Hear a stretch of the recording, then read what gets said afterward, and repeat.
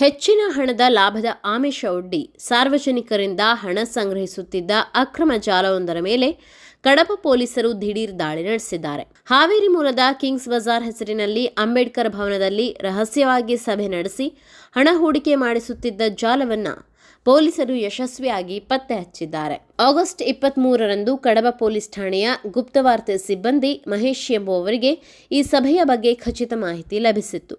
ತಕ್ಷಣ ಕಾರ್ಯಪ್ರವೃತ್ತರಾದ ಪೊಲೀಸರು ಸ್ಥಳಕ್ಕೆ ಭೇಟಿ ನೀಡಿ ಪರಿಶೀಲನೆ ನಡೆಸಿದಾಗ ಅಲ್ಲಿ ಸಾರ್ವಜನಿಕರನ್ನ ಸದಸ್ಯರನ್ನಾಗಿ ನೋಂದಾಯಿಸಿಕೊಂಡು ಹಣ ಹೂಡಿಕೆ ಮಾಡಿಸುವ ಅಕ್ರಮ ಚಟುವಟಿಕೆ ನಡೆಯುತ್ತಿರುವುದು ಬೆಳಕಿಗೆ ಬಂದಿದೆ. ಕಡಿಮೆ ಅವಧಿಯಲ್ಲಿ ಹೆಚ್ಚಿನ ಲಾಭ, ರಿಯಾಯಿತಿ ದರದಲ್ಲಿ ಬೆಲೆಬಾಳುವ ವಸ್ತುಗಳು ಹಾಗೂ ಹೊಸ ಸದಸ್ಯರನ್ನ ಸೇರ್ಪಡೆಗೊಳಿಸಿದರೆ ಪ್ರತಿದಿನ ಆಕರ್ಷಕ ಕಮಿಷನ್ ನೀಡುವುದಾಗಿ ಜನರಿಗೆ ನಂಬಿಸಿ ಈ ಜಾಲ ಹಣ ಸಂಗ್ರಹಿಸುತ್ತಿತ್ತು.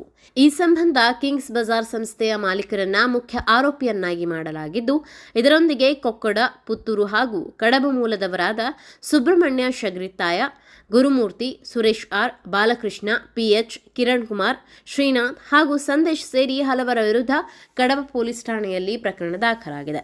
ನಿಷೇಧಿತ ಹಣ ಪರಿಶೀಲನಾ ಯೋಜನೆಗಳ ಮೂಲಕ ಸಾರ್ವಜನಿಕರಿಗೆ ವಂಚಿಸುತ್ತಿದ್ದ ಈ ಬೃಹತ್ ಜಾಲದ ಕುರಿತು ಸದ್ಯ ಪೊಲೀಸರು ತೀವ್ರ ತನಿಖೆ ಮುಂದುವರೆಸಿದ್ದಾರೆ.